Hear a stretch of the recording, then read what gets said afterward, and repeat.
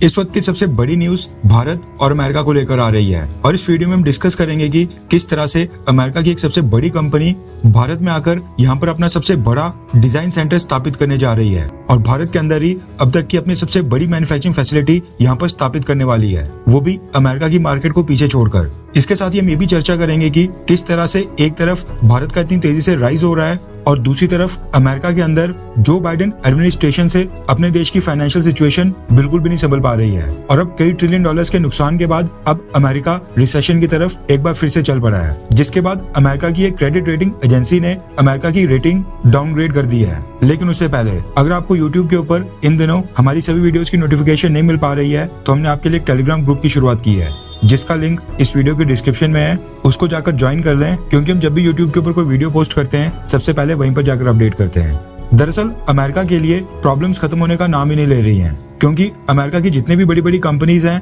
वो अमेरिका को पहले तो बस मैन्युफैक्चरिंग पर्पसेस के लिए छोड़ती थी, क्योंकि उनको दुनिया के बाकी हिस्से में वहां पर चीप लेबर मिल जाती थी, सस्ते दाम के ऊपर वो वहां पर प्रोडक्ट को मैन्युफैक्चर करके फिर अमेरिका लाकर वहां पर बेचा करते थे और दुनिया के बाकी हिस्सों में एक्सपोर्ट किया करते थे। लेकिन अब अमेरिका की इतनी बड़ी बड़ी कंपनीज रिसर्च और डेवलपमेंट के लिए भी अब अमेरिका को पीछे छोड़कर भारत के अंदर आकर भारत में इन्वेस्ट कर रही हैं और अपने R&D सेंटर्स भारत के अंदर सेटअप करने जा रही हैं। रेफरेंस के लिए आपकी स्क्रीन के ऊपर इंडिया टाइम्स के आर्टिकल का स्क्रीनशॉट है। दरअसल खबर निकल कर आ रही है कि अमेरिका की एक बहुत ही बड़ी चिप मेकर कंपनी जिसका नाम है AMD, वो भारत के अंदर $400 मिलियन इन्वेस्ट करके अपना अब तक का सबसे बड़ा डिजाइन सेंटर भारत में स्थापित करने जा रही है। $400 मिलियन अगर भारत की करेंसी में कन्वर्ट करें तो ये कुल बनते हैं 3,200 करोड़ रुपए, जो कि बहुत ही बड़ा अमाउंट है। AMD ने कहा है कि वो इस 3,200 करोड़ रुपए के अमाउंट को भारत के अंदर 2028 से पहले ही खर्च कर लेंगे और भारत के अंदर दुनिया का सबसे बड़ा chip making R&D design centre स्थापित कर लेंगे। अब ये सारी इन्वेस्टमेंट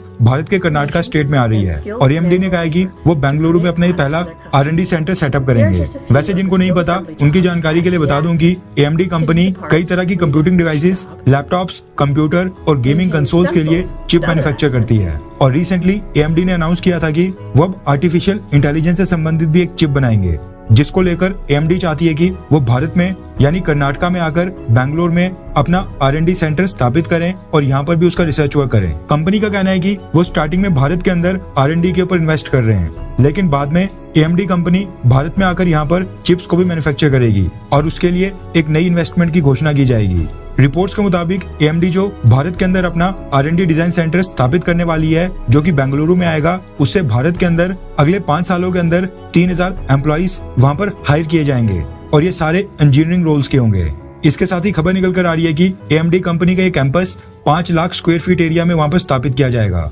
और बेंगलुरु के बाद AMD भारत के अंदर 10 और लोकेशंस के ऊपर अपने ऑफिस को सेटअप करेगी। अब ना सिर्फ अमेरिका की AMD कंपनी बल्कि रिसेंटली अमेरिका की एप्पल कंपनी के भारत में सबसे बड़े सप्लायर फॉक्सकॉन ने भी ये घोषणा की थी कि वो भारत के अंदर $1.07 बिलियन यानी 8,800 करोड़ रुपए कर्नाटका में, जबकि $200 मिलियन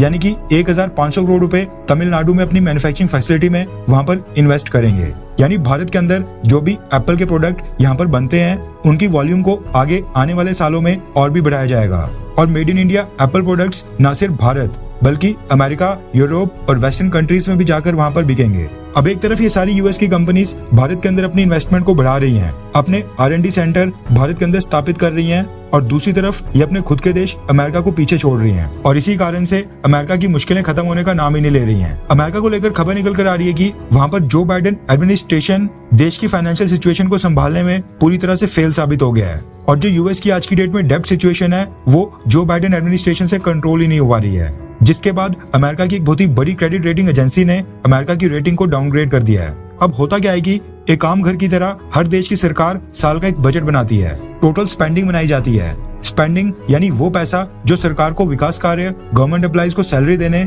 देश की सिक्योरिटी वगैरह के ऊपर खर्च करना होता है। अब ये ऑब्वियस सी बात है कि ये पैसा भी तो कमाई से ही खर्च करना पड़ेगा, यानी रेवेन्यू में से। अब जो यूएस गवर्नमेंट की टोटल स्पेंडिंग है वो टोटल रेवेन्यू से ज्यादा है, यानी जितनी कमाई होती है उससे ज्यादा खर्च है। ऐसे में जो पैसे कम पड़ते हैं उसको बजट डेफिसिट बोला जाता है और जो ये पैसा कम पड़ रहा होता है इसको यूएस की गवर्नमेंट इन्वेस्टर्स और कई सारे प्राइवेट लैंडर्स से उठाती है, यानी एक तरह से उनसे उधार लेती है। प्राइवेट प्लेयर्स को मार्केटेबल सिक्योरिटीज जैसे कि treasury bonds, bills, notes, floating rate notes और उसके साथ ही ट्रेजरी इन्फ्लेशन प्रोटेक्टेड सिक्योरिटीज दी जाती हैं, यानी सब उनको बेचे जाते हैं और पैसा कलेक्ट किया जाता है। अब जो ये सारा पैसा प्राइवेट लैंडर्स और इन्वेस्टर्स को सिक्योरिटीज बेचकर उनसे उठाया जाता है, ये तो यूएस गवर्नमेंट को उनको वापस करना ही है, लेकिन इस अमाउंट के ऊपर इंटरेस्ट भी पे करना होता है। अमाउंट प्लस उसके ऊपर इंटरेस्ट को कहा जाता है नेशनल डेब्ट, और आज की डेट में अमेरिका का टोटल नेशनल डेब्ट है $32 ट्रिलियन के करीब, जबकि अमेरिका की जीडीपी अभी की डेट में $26 ट्रिलियन है। यानी जो अमेरिका की जीडीपी है